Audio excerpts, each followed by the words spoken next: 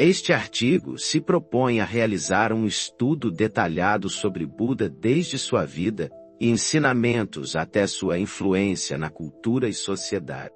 Abordaremos tópicos como sua infância privilegiada, a busca pela iluminação e os pilares do budismo, como as 4 nobres verdades. Também exploraremos as diferentes escolas budistas e o impacto do budismo na arte, arquitetura e literatura. Por fim, discutiremos a prática do budismo nos dias de hoje, incluindo a meditação e o cultivo da compaixão. A vida de Siddhartha Gautama, o Buda, nasceu em Kapilavastu, capital do reino de Sakya, localizado na região que hoje pertence ao Nepal. Seu pai, Suddhodana Sakyamuni, era líder de uma oligarquia tribal da dinastia Sakya. A casta Kshatriya, a qual pertencia, era a casta dos governantes e guerreiros. Sua infância foi marcada por privilégios e proteção. Seus pais, buscando evitar que Siddhartha se tornasse um homem santo, o protegeram do sofrimento do mundo, proporcionando-lhe uma vida de conforto e prazeres em 3 palácios, um para cada estação do ano. Para evitar que ele seguisse o caminho espiritual, Suddhodana blindou o filho do contato com as mazelas da vida, como a doença, a velhice e a morte. Cercado de belas mulheres, aos 16 anos, Siddhartha escolheu Yashodhara como sua esposa, com quem teve um filho, Rahula. Apesar da vida abastada, aos 29 anos, Siddhartha sentiu um profundo desejo de conhecer o mundo exterior. Com a permissão de seu pai, ele deixou o palácio e se deparou com as realidades do sofrimento humano, um homem velho, um homem doente e um cortejo fúnebre. Esse encontro impactante, em contraste com a vida protegida que levara até então, o levou a questionar a natureza da vida e a buscar um caminho para a libertação do sofrimento. A visão de um mendigo que irradiava felicidade despertou nele o anseio por uma vida santa. A busca pela iluminação, determinado a encontrar a verdade por trás do sofrimento humano, Siddhartha iniciou sua jornada espiritual. Ele renunciou à vida principesca e passou anos estudando com mestres espirituais, buscando respostas para suas inquietações. Após dominar diversas técnicas de meditação e alcançar altos níveis de consciência, Siddhartha percebeu que esses caminhos não o levavam à libertação completa do sofrimento. Insatisfeito, ele decidiu seguir seu próprio caminho. Em Bodha Gaya, sentou-se sob uma figueira, determinado a não se levantar até encontrar a verdade definitiva. Ele se dedicou à meditação profunda, buscando a iluminação com firmeza e perseverança. Foi ali que, após intensa meditação, Siddhartha atingiu a iluminação, tornando-se Buda, o desperto. A iluminação de Buda revelou a ele a natureza da realidade e o caminho para a libertação do sofrimento. Ele compreendeu que o sofrimento está intrinsecamente ligado à existência, e que a única forma de superá-lo é alcançar o Nirvana. Um estado de paz perfeita, livre de ignorância, ódio, paixão, desejo e ambição. Os ensinamentos de Buda, o Dharma, são um conjunto de princípios e práticas que visam guiar o indivíduo à libertação do sofrimento. Entre os principais ensinamentos destacam-se as 4 nobres verdades. As 4 nobres verdades são o alicerce dos ensinamentos de Buda, descrevendo a natureza do sofrimento e o caminho para sua superação. São elas, a verdade do sofrimento, dukkha. A vida é inerentemente permeada por sofrimento. Do nascimento à morte experimentamos diferentes formas de sofrimento, como dor física, doença, envelhecimento, perda e a insatisfação. A verdade da origem do sofrimento, samudaya. O sofrimento surge do apego aos desejos, a ilusão da individualidade, ego e a ignorância. A verdade da cessação do sofrimento, Nirodha. É possível cessar o sofrimento através da eliminação do apego, da aversão e da ilusão. A verdade do caminho que conduz à cessação do sofrimento, Magga. O caminho para a cessação do sofrimento é o nobre caminho óctuplo. É um conjunto de 8 práticas que conduzem à purificação da mente, ao desenvolvimento da sabedoria e à libertação. O nobre caminho óctuplo é o caminho prático para alcançar a libertação do sofrimento, consistindo em 8 aspectos interdependentes. Compreensão correta.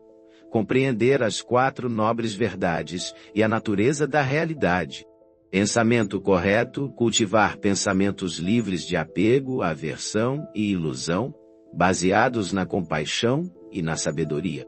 Fala correta, utilizar a fala de forma ética e compassiva, evitando mentiras, fofocas e palavras que causem sofrimento. Ação correta, agir de acordo com princípios éticos, evitando ações que causem dano a si mesmo ou aos outros. Meio de vida correto, escolher um meio de vida que não cause sofrimento a si mesmo ou aos outros, alinhado com princípios éticos. Esforço correto, cultivar a energia e a determinação para abandonar os estados mentais negativos e cultivar qualidades positivas. Atenção correta, desenvolver atenção plena ao momento presente, observando os pensamentos, sensações e emoções sem julgamento. Concentração correta, desenvolver a concentração mental através da meditação, alcançando estados de profunda calma e clareza mental. O Nirvana é o estado de libertação do sofrimento, caracterizado pela ausência de apego, aversão e ilusão. É um estado de paz, serenidade e sabedoria profunda, onde o ciclo de nascimento e morte é transcendido.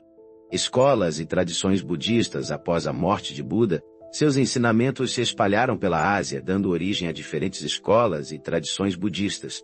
Entre as principais, podemos citar Theravada, considerada a escola mais antiga, enfatiza a disciplina monástica. A busca individual pela iluminação, através da prática do nobre caminho óctuplo, seus seguidores se consideram os herdeiros diretos dos ensinamentos originais de Buda. É predominante no Sri Lanka, Tailândia, Mianmar e Camboja. Mahayana, surgida posteriormente, enfatiza a compaixão.